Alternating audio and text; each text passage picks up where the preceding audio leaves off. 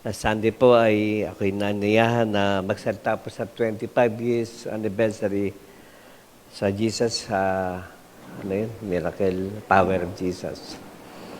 Bigyan ako ng 6 na linggo para mag-prepare ng message sapagkat 25th year silver anniversary. At yung pong message nito ay talagang pinaghandaan ko po sapagkat sabi ko very special sapagkat ako po yung napili. Along the way, nung kami nakaupo na, binigyan po ako ng program. Nung tinignan ko po yung aking time element para mag-preach.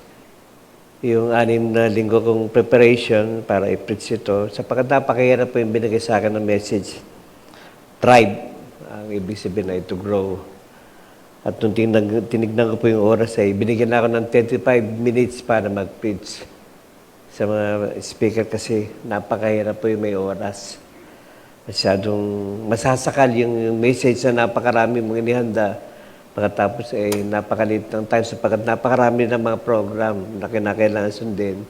At kinakailangan ka mag-abide doon sa oras sa kanilang binigay. Otherwise, baka bating-tingin ako para pahintuin. And so I was so discouraged. Kaya hayaan niyo po magsumbo ko sa inyo sapagkat di ko kaya sabihin doon sa nag-anyaya sa akin. Sapagkat naanak ko ito sa kasal at napakalaki ng respeto sa akin ng kapatid na ito na graduate din ng Antioch.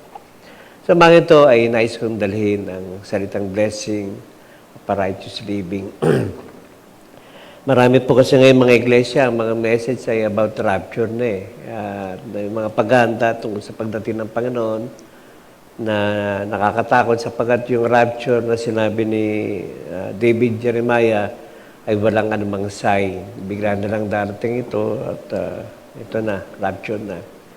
Pero binigyan tayo ng mga panahon para paghandaan ang pagdating ng Panginoon sapagkat very, very special ang pagdating nito. At ito na yung kaganapan ng lahat ng mga hula na kapag dumating yung panahon nito, wala po tayong sisingin kundi ating mga sarili.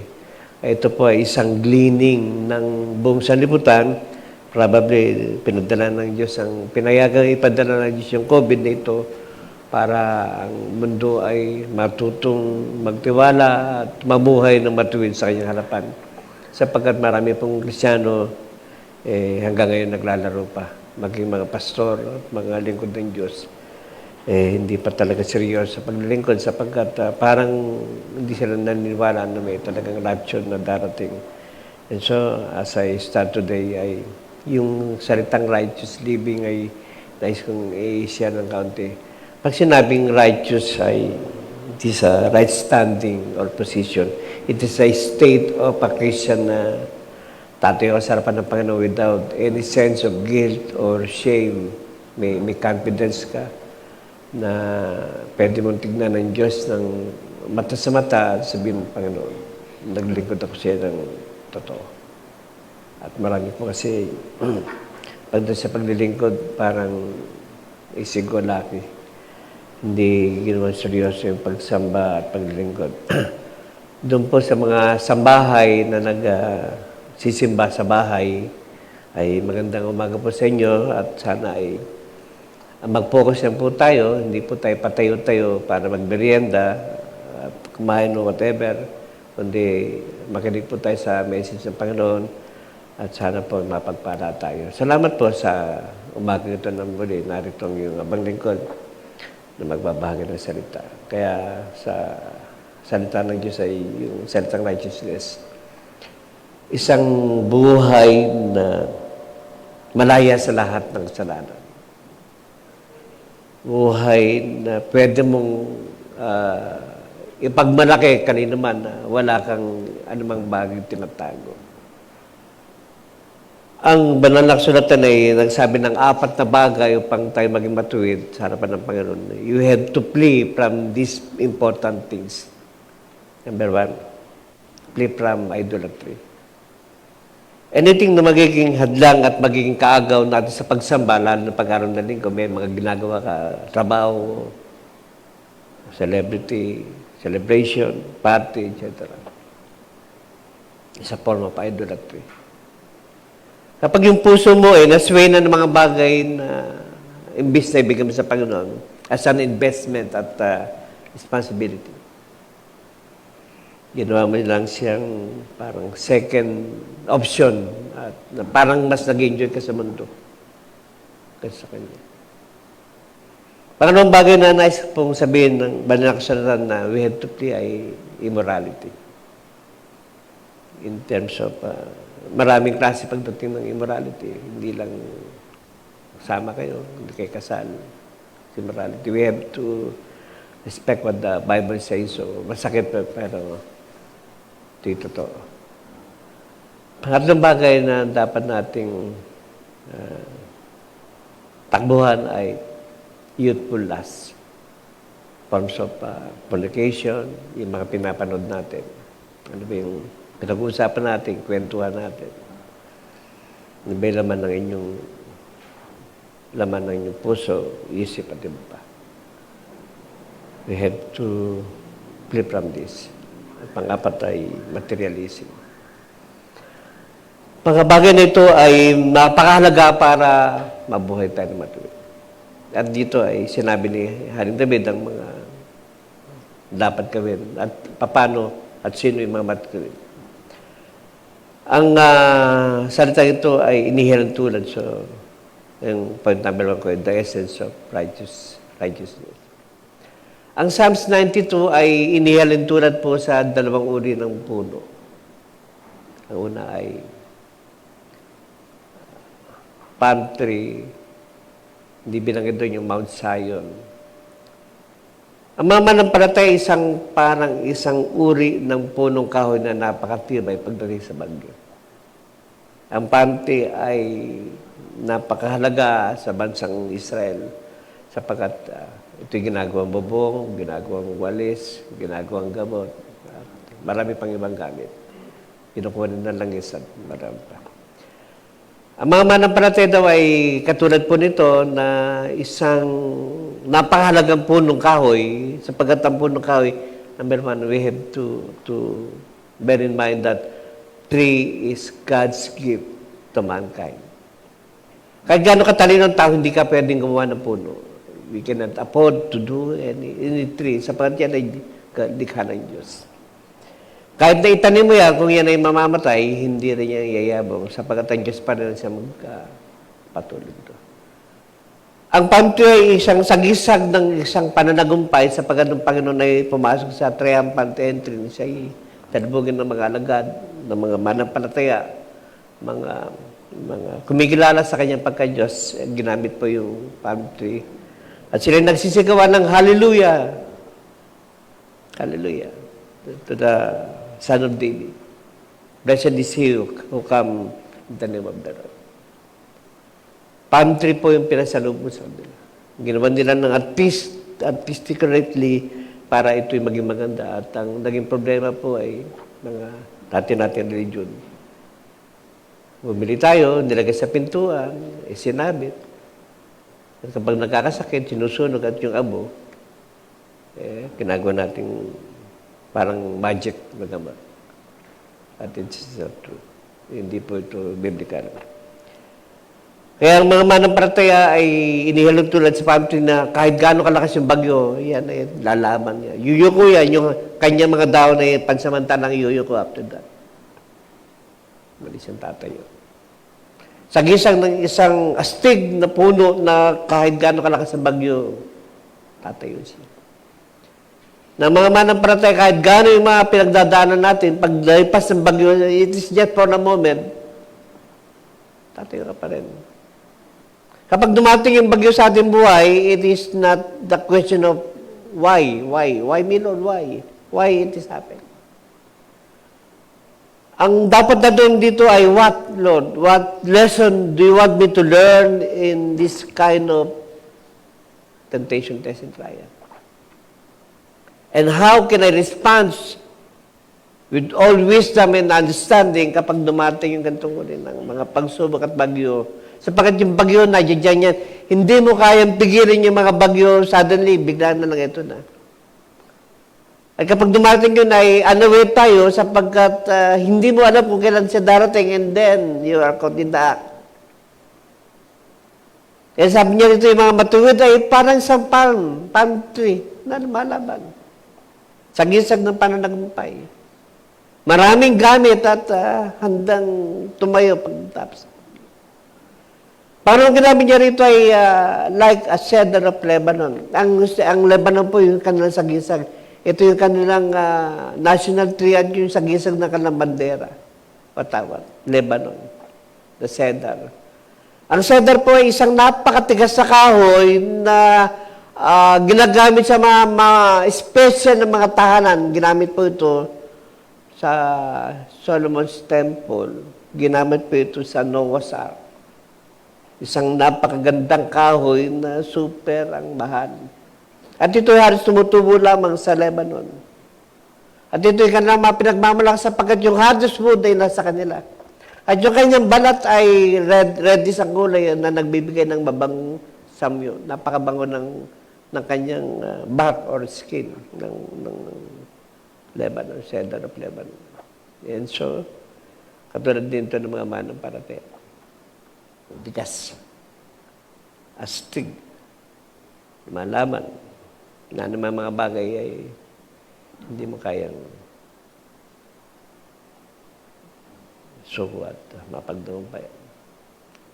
Maraming mga celebrity na sa kabila ng kanilang mga katanyagan sapagkat walang Kristo sa kanilang mga puso, they committed suicide. Yung pong isang napakahusay na chef, si Bourdain, Anton Bourdain. Dumating na siya doon sa punto na parang wala nang kulay ang mundo at kinakailangan niyang tapusin sapagkat wala nang challenge. Yung kanyang buhay ay na-spend niya na sa marami mga talk show at he earned a lot of money. He teach people how to cook. He became famous at this time. At the age of 61, he committed suicide, hanging himself. At nag-iwan siya ng isang suicide note. Yan ang sasabing, tanungin mo ang nanay mo kung bakit. At ang manukot po nito, nag-iwan siya ng 13 years old na anak na nagtatanong, wala ng aking ama, anong nangyari, bakit pinatay niya kanyang buhay. Just a simple understanding sapagkat walang Kristo, walang tibay na maasahan. Na pagdating sa mga pagsubok na ito, ang dali-dali, they are very prone sa mga pagsubok. At minsan ay napakabilis ng mga decision na kinakailangan, tapusin na sapagkat wala ng challenge. At saan sila ngayon? Pangalawa, yung isang fashion na, ano yung pangalan ng babae ito? Fashion designer. Kate Spade. At this prime time, parang the same ng istorya nitong si Anton Bourdain. Now, she was only 41. At ang masakit nito, pangalawa din, ay nag-iwan din ng 11 years old na son or daughter na nagtatanong, bakit sa kabila ng aming kayamanan, katanyagan na aking nanay, bakit niya naisipan yung mga ganitong pagpapakamatay? It's so crazy. Paano explain sa isang bata na ito na hindi man dumating sa kanyang maturity na magtatanong sa kanyang sarili, why it is happened? Sapagkat hindi sila katulad ng cedar of Lebanon at ng palm tree sa Mount Zion na napakatibay, na kahit na namang mga bagyo na dumaan sa kanilang buhay, they will stand alone because of Christ in their lives. They will fight. They will grow. Pangalawa ay the essence of time, verse 12. Yung time po ay God's precious gift to yourself. Tayo pong lahat ay binigyan ng mga pare-parehong 24 oras. Sabi nga ni Mike Enriquez, hindi natutulog ang balita. 24 oras. Yung 24 hours na ito, binigay sa atin upang gawin mo lahat yung mga dapat mong gawin. Yung iyong responsibility sa iyong sarili, sa iyong pamilya, sa iyong trabaho, at higit sa lahat sa Panginoon, sa Diyos, na lumalang sa iyo ng time. It is God's gift to you to use it in a maximum way. How to minimize your time and make it useful at all time and at all season. Make every opportunity of your time. Make your time very important. Make your time, most of it, use to the maximum. Ano po yung mga greatest men na mga nakasulat sa Biblia ay they spend lot of times. Naalala ko po yung patotoo po ni Dolphy Jr. na 19 years siyang nakulong. Sabi niya, hindi ko po sinunog yung bahay po ng Viva.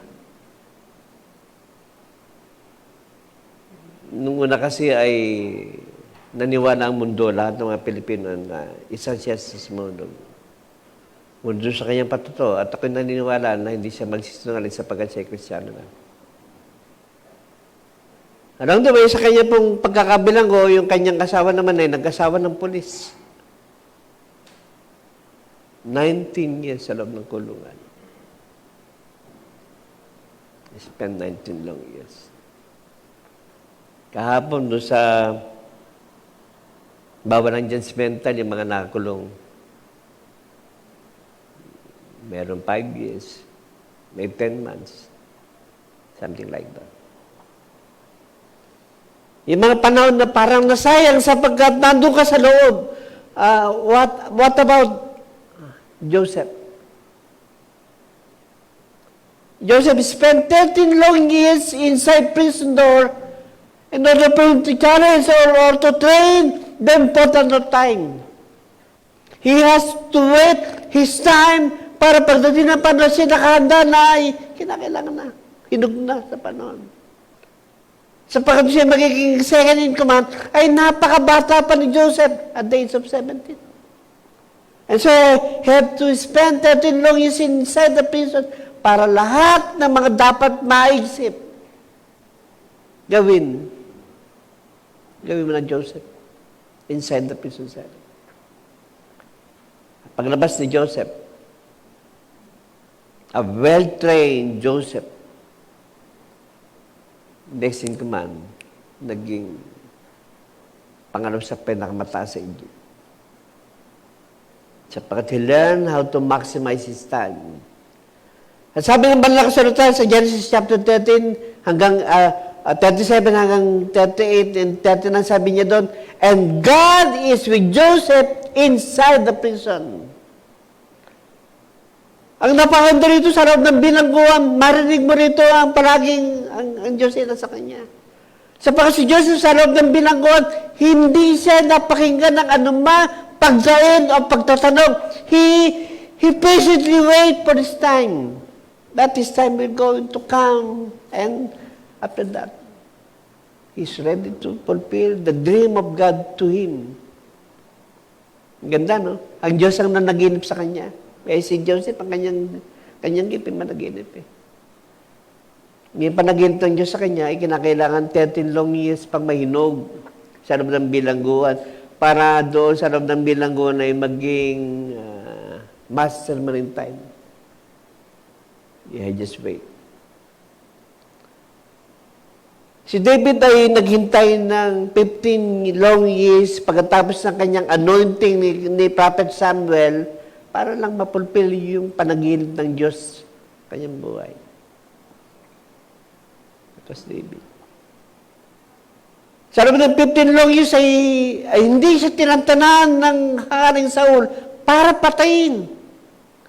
Dumating pa sa punto na meron 30,000 mga sundalo ni Haring Saul na pinahanap siya at sino makapatay ay gantimpalaan ng liwan. What about that? Inanoint ako ng isang propeta ng Diyos, and then, ganito ang aking buhay, nagtatago. Kinakailangan niya magtago doon sa isang cave of Aduram. Sapagkat siya hinahunting. Papatayin siya. Sa cave of Aduram na ito, nakapag-ipon siya ng 400 na mga sundalo at ginawa niya itong mighty warrior. Dapat ito kinakailangan gawin ng Diyos, yung kanyang management bilang next na hari ng bansang Israel. Kinakailangan ma-refine para pagdating ng panahon na yon, handang-handa na itong si David.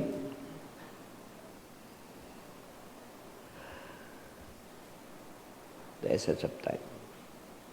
Pangatlo, the essence of your testimony. Your precious gift to all. Yung testimony mo. Yung testimony mo, alam mong nangyari ito in your very personal way. Yung testimony mo, marami mga taong na-involved na mga pangalan, ngunit tabi mo lahat yan, sapagkat ikaw ang sentro ng istoryang ito. Yung testimony mo, napakarami mga pagsubok, mga kulay, at the end of the day, ikaw pa rin at sinabi mo, Panginoon, I will never give up. Yan man na mangyari. Ikaw pa rin, tayong dalawa pa rin.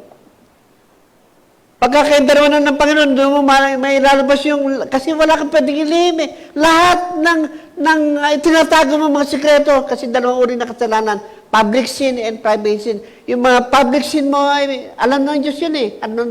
Yung private sin mo, such as pride, youthful lust, ambition, your false dream, your materialism, alam ng Diyos. Yung testimony mo, ingatan mo kasi responsible ka dyan. Sabi ng Matthew 5:16, let your light so shine before men that they may see your good works and glorify the Father in heaven. Yung testimony. May kanya-kanya tayong istorya ng buhay. Sabi ko, kung yan ang istorya ng buhay mo, paano mo ito tatapusin? Suicide? Go to hell. Punta ka sa impyerno. Yung testimony mo, ikaw lang ang bida doon. Ikaw ang pinaka-stab doon.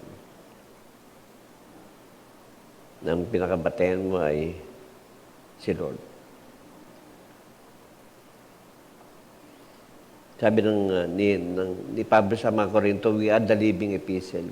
Ikaw ang buhay na Biblia. Ikaw yung binabasa ng kapitbahay. Ikaw yung kanilang batayan, ganyan palang Kristyano.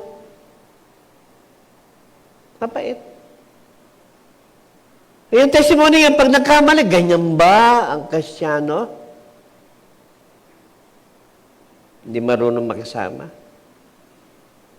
Madamot. Suplado. Pero baliktarin natin kapag kasi nag-glorify ang Panginoon sa pamamagitan mo, your testimony has been perfectly kept. Sabi na nag-glorify ang Panginoon, ang Diyos na nasa langit. Pangapat ay the essence of trust, your precious gift to God. Sabi doon, siya ang buhog doon sa verse 15, siya ang aking tanggulan, siya ang aking matibay na haligi. Ito yung regalo mo sa Diyos. Yung salitang trust. Trust ano ba sa John chapter 15, the vine and the branches. If you abide in me and my word abide in you, that's what you will and it will be done to you. Doon ay sinabi niya, I think in verse 60, kung di pa ako nagkakamali. You can bear fruit. Yung fruit na ito ay in the fruit of righteousness, fruit of the Holy Spirit. Yun may level pa rin with fruit, more fruit, and much fruit. Kung magiging basehan po at tibay ng iyong pananampalataya yung righteousness ng Panginoon na nasa iyo, actually, hindi mo righteous yun. Yun ay inherited righteousness, binigay siya ng Diyos, sapagat wala kang righteousness. For all have sinned and come short for the glory of God. Binigay siya yung righteousness na yun, ingatan mo ito, sapagat nung tinanggap mo ang Panginoon, naging matuwid ka sa kanyang harapan. Kaya sabi ng Hebrew chapter 4 verse 16, we can now boldly come to the presence of God without any sense of guiltiness.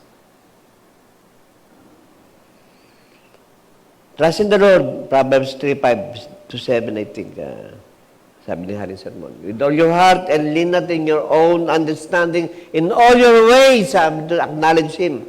Trust. And He shall direct your path straight.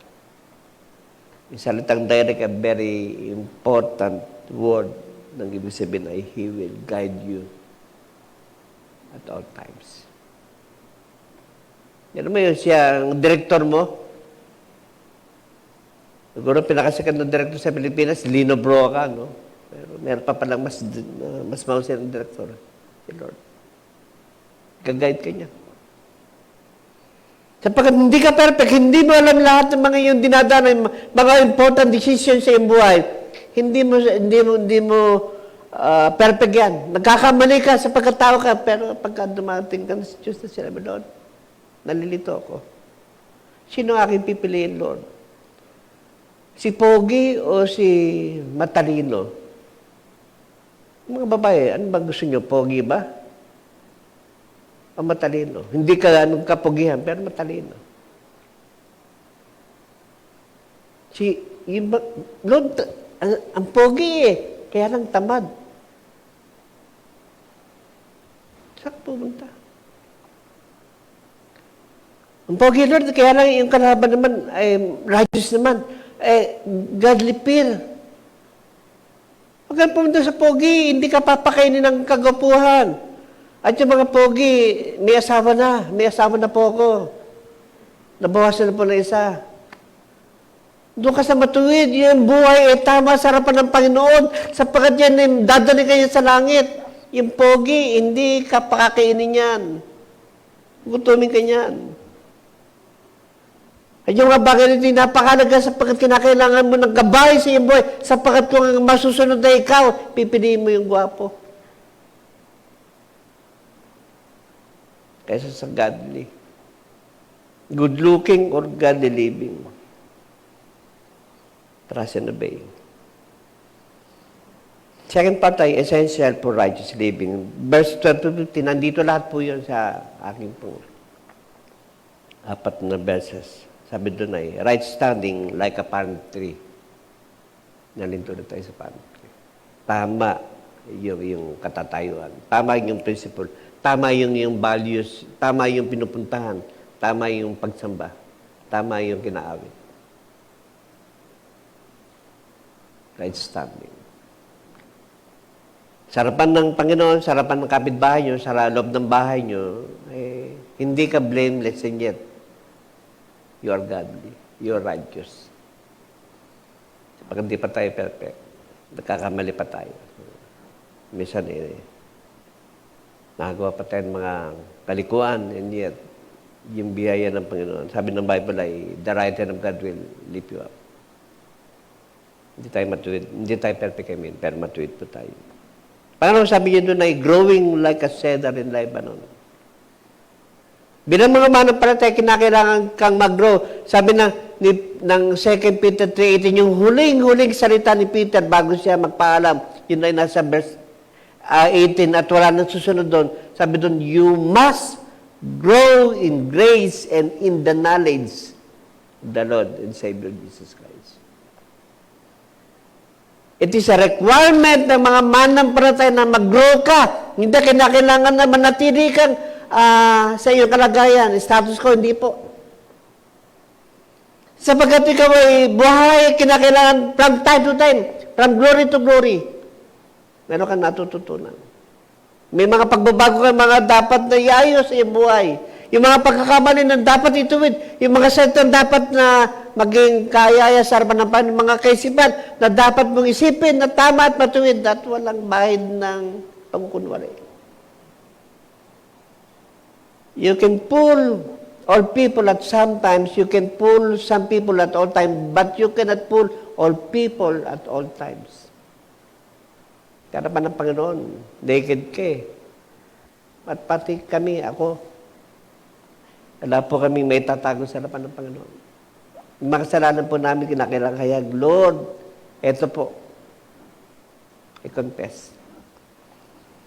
Ano man ang kapatid nito, ready akong tanggapin. Growing like a cedar of Lebanon. Pangatlo, sabi doon ay flourishing in the presence of God. Yung salitang flourishing ay bumulaklak, gumaganda, maayos. Sabi na in the presence of God. At yung tinutukoy dito ay ang iglesia. We can flourish in terms of worship, in terms of giving, in terms of fellowship, in terms of prayer, inside the house of God. Kaya, sad to say, yung mga nasa sambahay, ang hirap. Sa sambahay, hindi ka makapag-puri. Ganyan, sa kawitan pa lang, umiyak na po ako. Napakaganda ng kilos ng Panginoon. Salamat po at napakagagaling ng ating mga musician. Pwede bang palakpakan natin yung ating mga musician? Talagang, they deserve mo. Yung puso kasi, tama eh. Kanta pa lang, kawitan pa lang, ulam na. Andun na kagad yung presensya ng Panginoon. Bagsak na yung presensya. Hindi mo na kinakailangan pang hugutin na pataas. Andun na kagad yung presensya. Kumikilos na. Nangungusap na. Kasi yung puso, tama eh. Nakakatawa nga maraming sasabi, Pastor Tito, ayoko po paminsan-minsan magyabang na po. Sabi sa akin, medyo lahat ng karamihan ng prayer mo sinasagot, parang ang lakas mo kay Lord. Narinig ko rin po yan, hindi lang po sa isang tao, pati sa doktor. Sabi ng doktor, yung kaso mo, sabi niya dito, 30% lang nabubuhay, ang lakas mo kay Lord, sabi sa akin. Wala pong palakasan kay Lord. Dito po ay pabusilakan ng puso. Yung righteous standing mo sa Panginoon. Tama ba yung pamumuhay mo? Yung bang linggo mo, walang kaagaw si Lord. Yung bang linggo mo, talaga nakaprogram na kay Lord na hindi pwedeng baliin. Sabi nga non-negotiable pag linggo, talagang sumabog na lahat yung mga bulkan.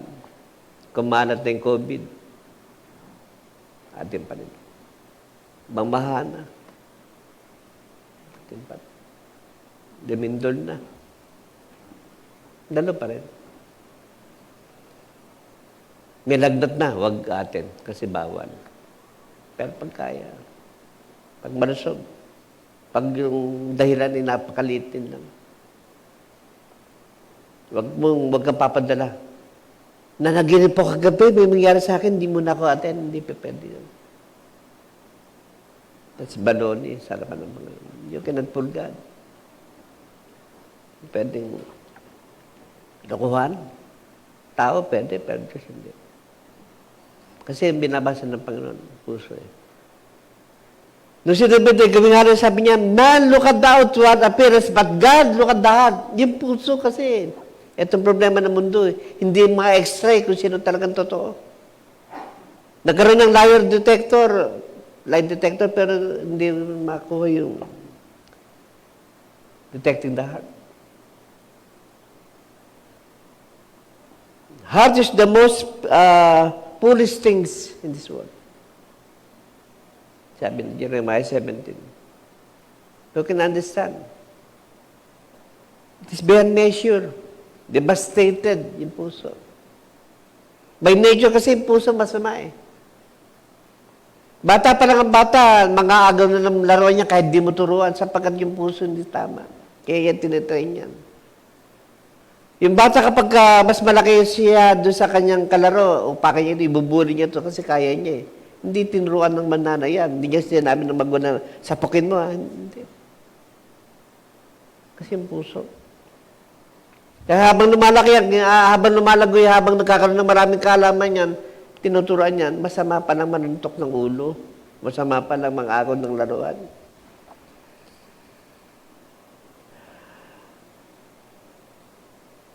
flourishing in the presence of God. Pangapat ay planted in the house of the Lord.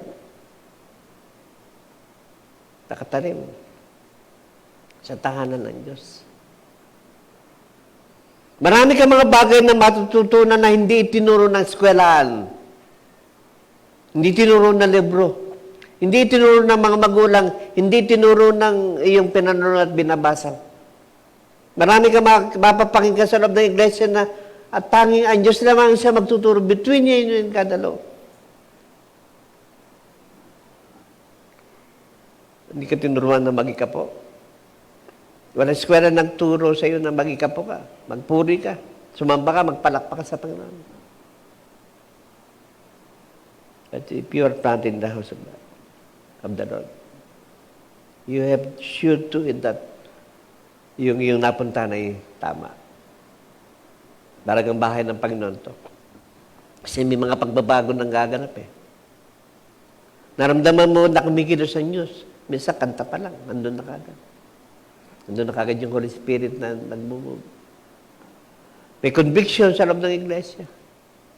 Paglabas mo, punong-puno ko ng encouragement na napakaraming yung hope na hindi mo natutunan sa loob ng eskwela. Tatlong taon po ako sa college, very, very boring ang buhay ko sa college. Isang mapasok akong bangag na bangag para lang makapag-check ng attendance. Pagtapos ng malapit ng examination, cramming lahat.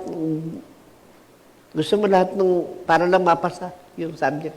Hindi para matuto, kundi para pumasa. Pero tinuruan ako ng Panginoon na magbasa ng kanyang salita. Pumasok po ko sa loob ng Bible School. Magyabang ng konti. First time pa lang. Best na ako sa memory verse. Pumasok po ko, wala akong alam na salita ng Diyos. Kasi nagkaroon ako ng matinding pagkauhaw eh. At sabi ko sa akin sarili, hindi ako mahusay kumanta. Hindi ako marunong tumugtog. Gwapo lang ako pero marami akong hindi alam. Bobo ako. Pagbubuti ako na magturo. Kasi ito na yung pwede kong ipagmalaki. Pag di pa ako natuto magturo, mag-preach, isa pa ako pupulutin. Kinakailangan pag dito, alam ng asawa ko, pag nag-prepare ako ng aking outline, hindi lang yung pinulot ko saan. Pag nag-prepare ako lahat, gusto ko palaging the best ko ibibigay sa Panginoon, yung the best para bukas ay mamamatay ka na. Gusto ko yung ibang makikinig kayo, hindi sayang yung oras, 2 oras at kalahati na nandito sa loob ng gusaring ito, nalalabas eh, ganun pa rin. Walang natutunan. At sabi nun, boring, parang school namin, boring. Hindi, parang, ang iglesia kasi ay parang isang hospital, isang clinic na nadadiagnose yung karamdaman na malalaman mo na kinakailangan pala, eto, tama pala. At nasa sa'yo na yung paano ito i-execute sa iyong buhay, bahala ka sapagkat di ko hawak yung kalooban. Pangapasabi doon ay sa letter A, bearing fruits in old age. Matanda na, blessing pa rin. Puti na buhok, blessing pa rin. Mahina na, blessing pa rin. Mamamatay na lang, blessing pa rin. Alala ko po, Sister Lydia. Yung kapatid po natin na kinuha ng Panginoon dahil sa cancer. Pag dumalo kayo sa loob ng ospital, hindi ka maawa sa kanya, kundi siya pa magsishare sa iyo ng kabutihan ng Panginoon. Malapit nang mamatay ito, ha. Dapat dito marinig mo na yung marami mga, bakit pastor, bakit? Hindi. Yung kanyang trust, alam niya kasi malapit na siyang uwi, at yung mga dumadalo sa kanya, na-encourage pa. Paglabas mo, puno-puno ka ng encouragement. Sa pasabi mo, ilang klaseng tao ito. Mamamatay na lang, pero puro wadumgat pa yung marinig mo. Pero pag ganyan hindi mananampalataya, puro mura, abutin yan. Pati doktor, nurse, awayin yan.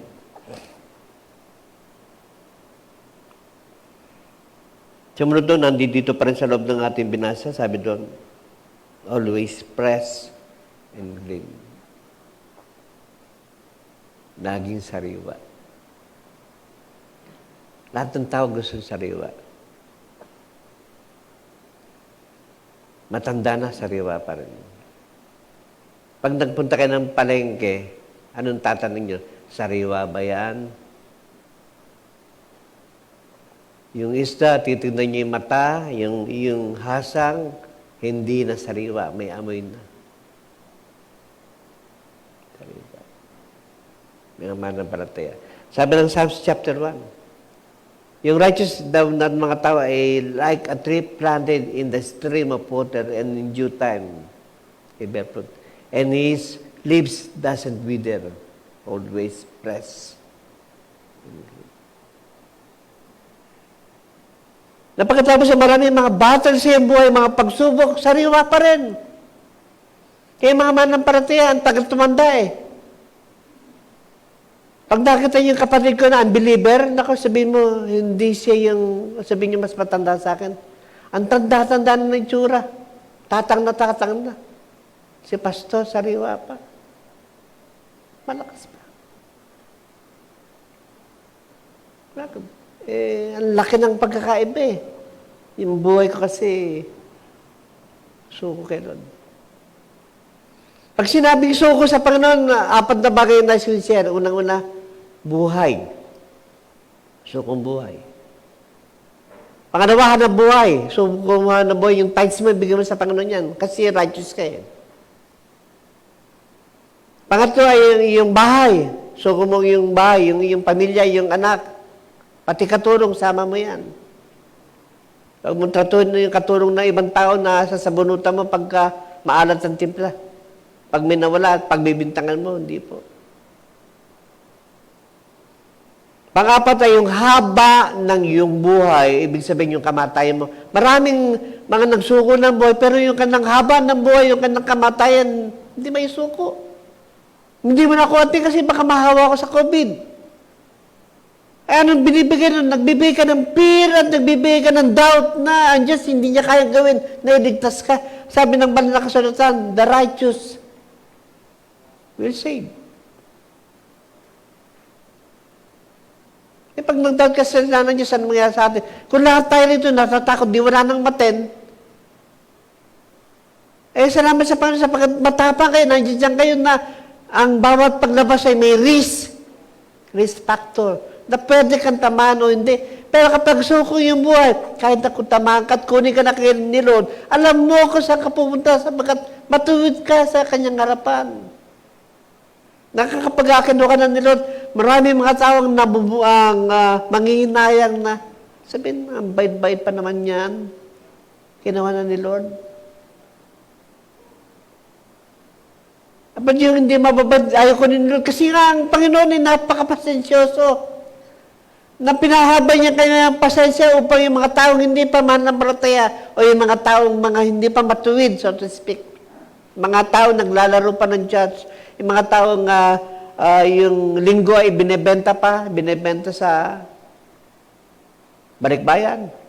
Huwag mo tayo matin, may balikbayan, makaamot man ng tsokolate. Diba?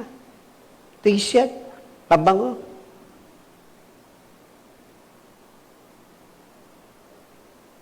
Yung mga ang buhay, hindi pwedeng baliin, hindi mo pwedeng tuksoin. Ang Panginoon nung magutom, pwede niyang gawin yung mga batong tinapay, pero hindi niya ginawa.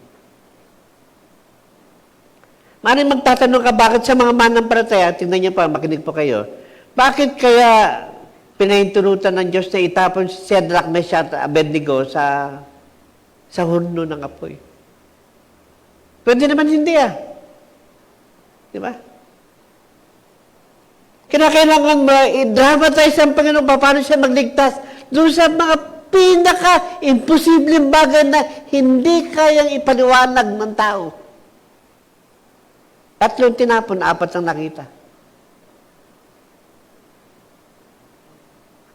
Kapag kami nakagawa ng ganyan sa panahon natin ngayon, palit tayo ng religion.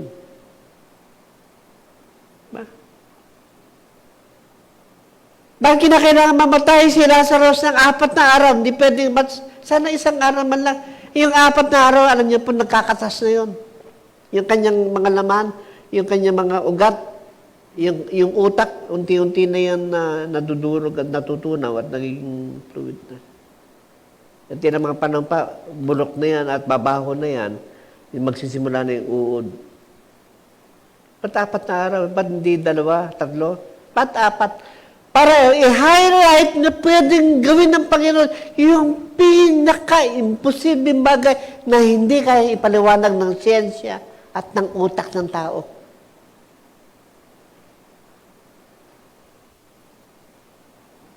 Grabe na to.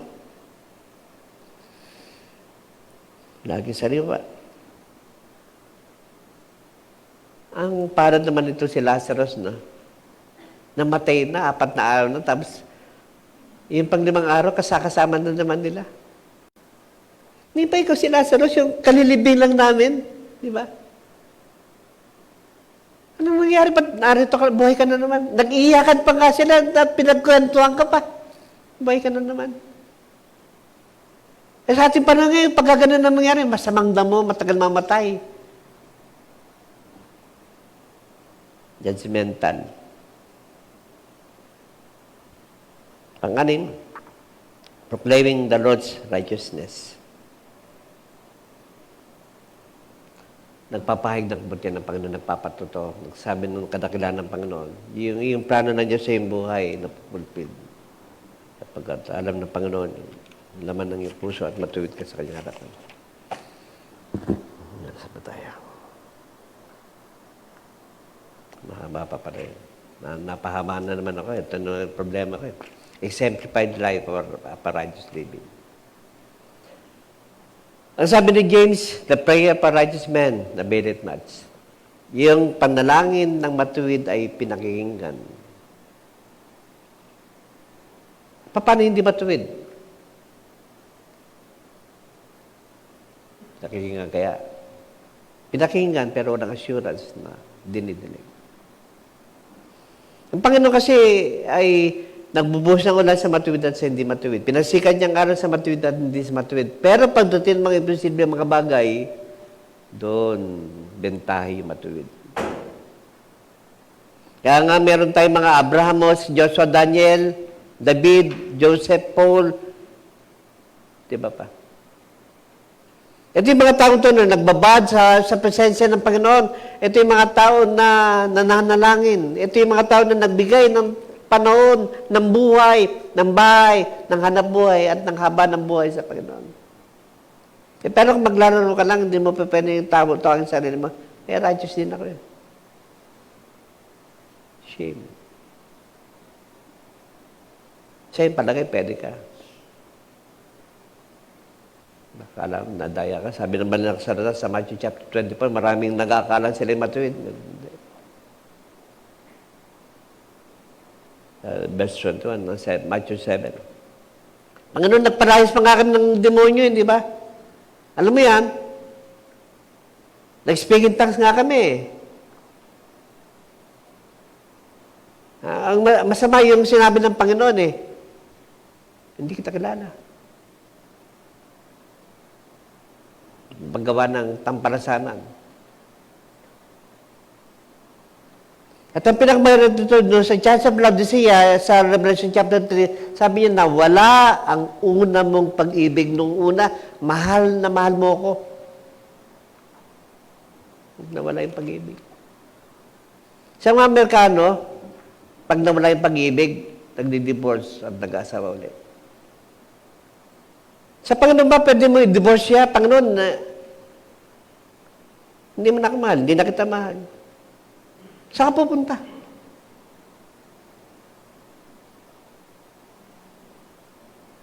Saan ka pupuntahan? Sabi nga palagi, you can run, but you cannot hide. Saan ka pupuntahan? Ito po yung mga matutuwid, the obedience of Abraham. Pinakita niya kanyang pagiging righteous na talagang sinuko niya kanyang anak. Handa siya talagang saksakin. Split seconds lang. Kung patagal lang yung tawag na Abraham, ibabaon niya na Nung yung moment, biglang, Abraham. Balik, teka muna. with Moses. He was proved he was righteous because of obedience. Si Moses naman ay napaka-amo, andaling lapitan, napaka-humble, napaka-down to earth, napaka-submissive. Wala kang malig na reklamo. Nung una nagreklamo siya pag nakipag-desisyon sa Panginoon, bata ko. Pero nung makuha na ng Panginoon niya kanyang, oh wow, ito si Abraham. Or Moses. Really surrendered his life to the Lord. The courage of Joshua. Tapang. Sapagat yung tagbili sa kanya ni Moises. Dapat sinabi ko sa iyo, magpakatapang ka. Kaya madismaya. Have I not spoke to you? That you be courageous. Inulit-ulit. Itong Joshua ito na napaka-submissive din ng puso ay wala siyang choice kundi maging matapang. Kasi yung order ay galing na sa commander-in-chief. Yung sa pinakamataas na. Ang kanyang din lamang sabi niya, Panginoon, o Diyos, sabi niya, Yahweh, si El Shaddai, kung paano mo sinamahan yung aking boss na si Moises, samahan mo rin ako. Paano mo sinamahan si Moises kasi siya mamatay? Nilibing. Samahan mo rin ako. Hanggang sa akin mamatay at ilibing. The worship of David. Itong si David, intellectual, pagdating sa military war, walang tatalo sa kanya. Hindi siya natalo kahit minsan. Strategy. Political, okay din siya. Worship. Political. Magaling din. Dumugtog ng harp. Multi-talented. Bagsak sa subject.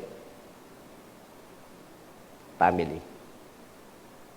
Doon siya mahina. At yun ang kanya naging problema. Pero ganun pa man, maraming papakasalanan si David and yet. Nag-adulteran siya, pagkatapos siya nagpapanderan. Murder at adulteran. Pagkatapos po ng pangyari yun, nilatag niya, Panginoon, patawarin mo ako. Psalms 51. Cleanse me and I will be cleansed. Create in me a pure heart, O God, and restore the right spirit within me. Cast me not away from your presence, and renew the right spirit within me. Yung joy of salvation na kanyang desire. And after that, he became the man after God's own heart.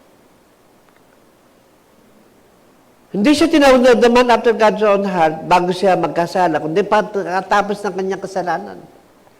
Yung full restoration ng Diyos, ibinigay kay David sapagkat he learned how to worship God and make a song to God alone.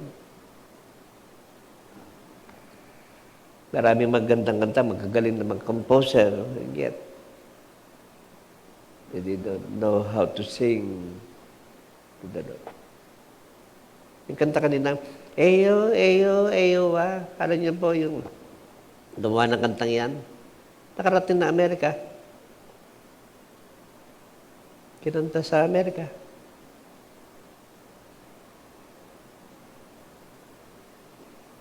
Yung kanta ni Jose Maria Chan, Beautiful Girl.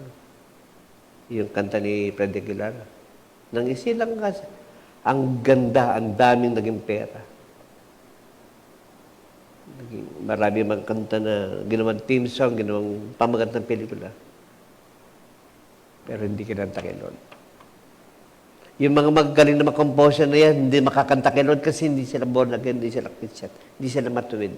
Yung buhay nila papalit-palit ng asawa. Iba't iba mga bisyo.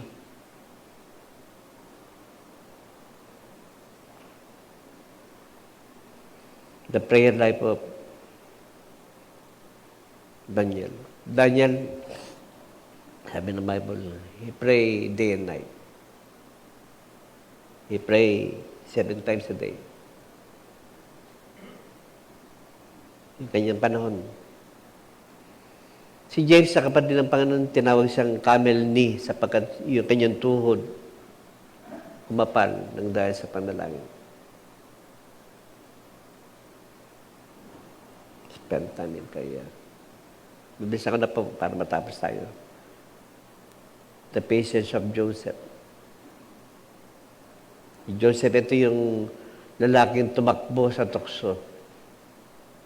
O tukso, layuan mo ako. Siya lumayo sa tukso. He ran. He overcome lustful youth. Hindi siya natukso sa asawa ni Boss Potiphar. Si Miss Potiphar, bagong ligo, pabango,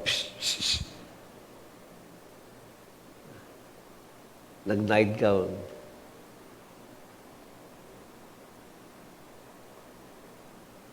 Joseph, yuhu! Joseph! Joseph! Joseph! Takbo si Joseph. Alam niya eh. Kasi natokso. Testimony siya ba? Siya natokso, pwede rin siya makulong. Pero hindi siya nagpatokso. Because he is like the cedar of Lebanon, the palm tree of Mount Zion. Strong enough. Kasi may panaginip eh. Yung panaginip niya, kinakailangan ma-fulfill. Otherwise, mas masakit na mga paraan na gagawin ng Diyos. Yung panaginip niya, yung mga between luluhod. At yung panaginip niya, walang makapag-interpret sapagkat alam niya sa kanyang puso na may panaginip ang Diyos sa kanya. May gagawin ng Diyos sa kabila na mahirap na mga bagay na kinakailangan niya pagtagumpayan yung tukso.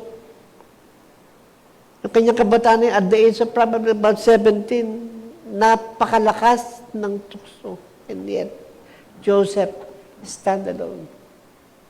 Just like the palm tree and cedar of Lebanon.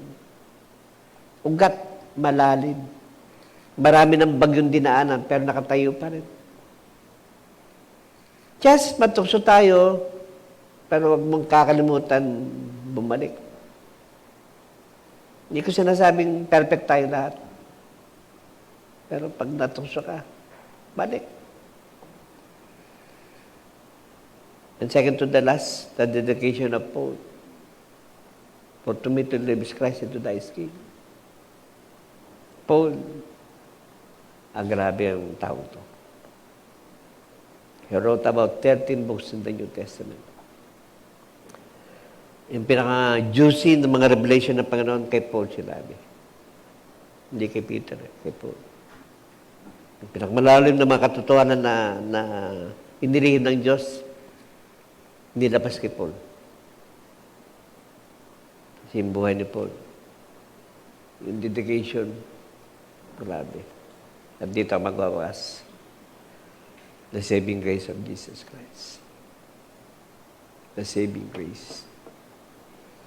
Kung wala yung saving grace, wala tayo. Hindi tayo makikita-kita rito. Yung mercy never come to an end. They are new every morning.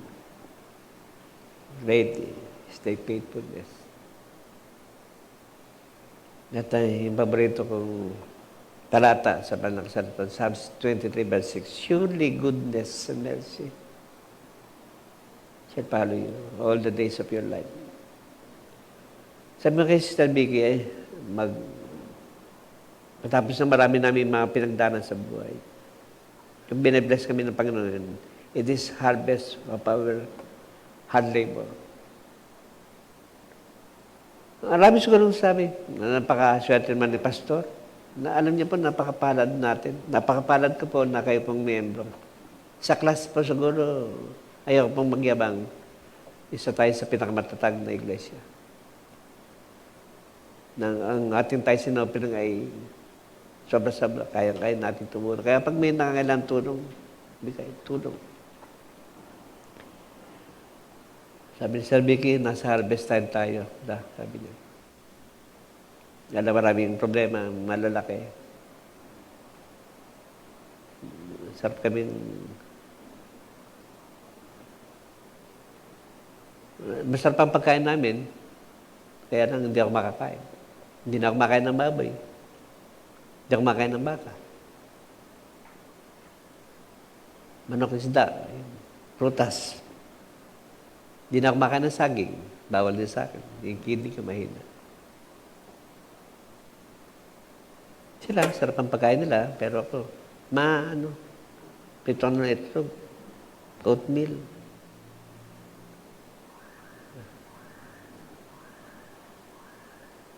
I have to undergo process. Minsan yung paraan ng Panginoon, ang hirap unawain eh. Noon, gusto mong kumain, wala kang makain. Ngayon meron kang kakainin, hindi mo na makain. Pero walang regret. Lahat po ay, alam ng Diyos, tiniwala nga namin yung aming buhay. Aming bahay, aming hanap buhay, at yung haba ng aming buhay. Kung yung mga maliit na mga bagay na magre-reklamo pa ako, hindi na wala ng time para magreklamo. Let us pray. Father God, we just thank you for your message. Thank you, Lord, sa mga kapatid po namin na narito ngayon upang dumalo. Danay ka, Diyos, ang iyong malayang pangusap po sa kanilang mga puso na palagi pong yung salita mo mag-sariwa. Present Queen. Ingatan po namin ang aming testimony, ang aming time, ang aming talent. I-treasure po namin ang lahat mo ito. Salamat po sa bawat sa leadership ng Church ito, Lord, sa katapatan ng bawat miyembro, sa pagdalo, higit sa lahat, sa pag-ikapo, pagsamba, papuri. Marami kang ginagawa, Panginoon. Marami kang gagawin pa. Nagaganap po kami, Panginoon, sa mga nagaganap sa aming buhay na kami, Diyos, ay iyong iningatan. Patuloy mo kaming binabantayan, Panginoon, mag-isa aming pagtulong. Continue to cover us with your precious blood, Lord. That no one, nothing, even our brethren throughout the world, pati namin sa ibang bansa, Lord, nitiwala po namin sila sa iyo. Layo sila sa tukso, sa sakit, sa COVID. Maging malakas sila, Panginoon, makakita sila ng iglesia na sila dadalo sa asamban na lalakas, magbubunga man natin ng sariwa. Salamat po, Diyos. Ito nga napakabuti mo, Panginoon, sa mga binago mong buhay, yung mga wala ng pag-asa, nagkaroon ng pag-asa. Salamat po. Bago kami mag-communion sa umaga ito, Panginoon, muli kaming nagpapulit, nagpapasalamat. Nalugod ka, Panginoon, maluwalhati ka, maparangalan ka. In Jesus' name I pray. Amen.